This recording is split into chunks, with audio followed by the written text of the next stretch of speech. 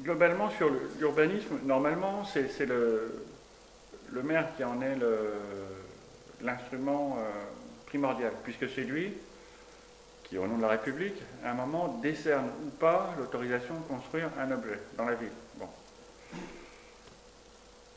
Dans une commune comme Chanteloup-en-Brie, qui est en pleine expansion, beaucoup de partenaires, si je veux, l'intérêt de construire à Chanteloup-en-Brie dépasse de beaucoup l'intérêt seul de la ville. Hein, c'est ça qu'il faut comprendre. Si on demandait, si le village était ailleurs en France et qu'on demandait aux Chanteloupiens s'ils voulaient ou pas développer leur truc, tu as vu dans le sondage, ils disent tous non, c'est un village, on veut qu'il reste comme ça et c'est bien. Bon. Par ailleurs, ils sont contents de son développement pour certains aspects, hein. Mais c'est quand même un sentiment principal. Ou en tout cas, ils sont inquiets de son développement. Moi, je pense qu'ils sont plus inquiets de la manière dont c'est fait que de la chose en elle-même. Ils comprennent bien que la ville se développe. De toute façon, à l'endroit où elle est placée et avec son histoire particulière, elle ne peut pas ne pas se développer. On ne va pas rester à l'époque de Lascaux ou même du 19e. Ça, ils comprennent qu'elle se développe. Ils voient même d'ailleurs qu'ils en tirent ou qu'ils peuvent en tirer des avantages. Mais ce qui s'inquiète, c'est les conséquences. Oui, des commerces, des transports, un certain nombre de choses. Donc ils ne sont pas contre la chose en elle-même. Ce qu'ils sentent bien, sans comprendre le pourquoi du comment, mais ce qu'ils sentent bien, c'est que la chose leur échappe. C'est ça qui les fait flipper.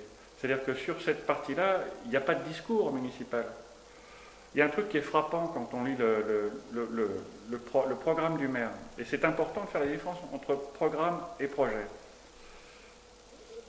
Dans le programme, dans le dépliant du programme du maire, en fait, il n'y a pas de programme et il n'y a pas de maire.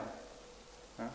Quand tu reprends les différentes lignes, ou en tout cas les intentions qui sont dressées par ces lignes, tu t'aperçois en fait qu'il endosse ce que chacun s'apprête à faire ou est en train de faire depuis quelques années dans la commune. Donc il te fait le récit de ce que les autres font, de ce que les autres ont prévu pour la commune.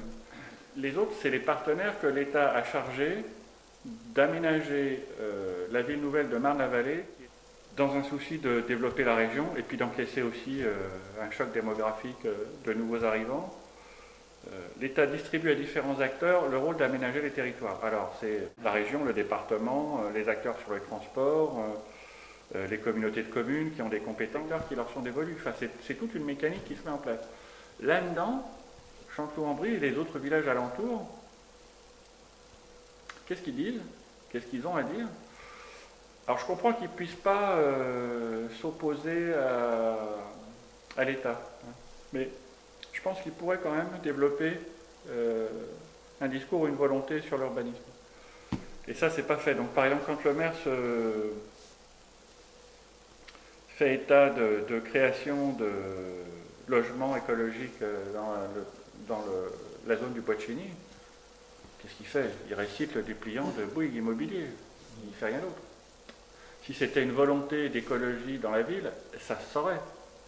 Ça se saurait par le traitement des espaces verts, ça se saurait par le projet qu'il aurait développé, je ne sais pas moi, sur le bois, sur les terres fortes, sur tout un tas de choses. On saurait que le maire a un projet écologique au cœur. Et donc, il bâtirait des bâtiments écologiques, et donc tout ça aurait une certaine cohérence. Là, non. Quelqu'un a trouvé que c'était bien, d'ailleurs, je ne sais pas si tu vois l'aspect des bâtiments, enfin, on pourrait discuter de tout, on discute de rien. C'est comme ça. Bouygues construit 35 maisons écologiques dans le truc. Ah bon? Bon, c'est bien. Sur d'autres secteurs, c'est la même chose. Il suffit de se balader en ville pour voir le côté disparate des quartiers.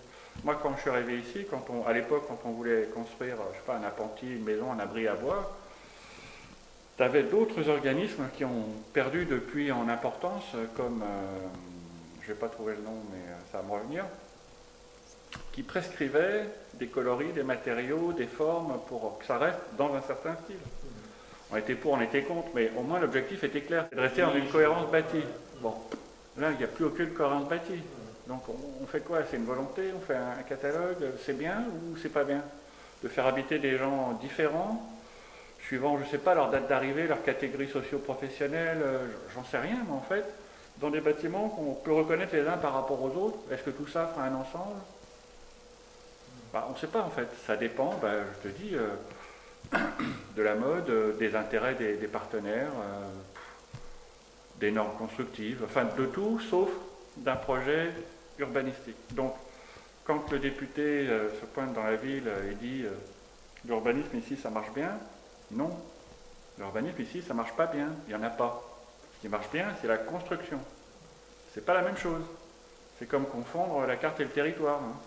C'est pas le même regard qu'on porte sur les choses. Donc non, l'urbanisme ne va pas bien.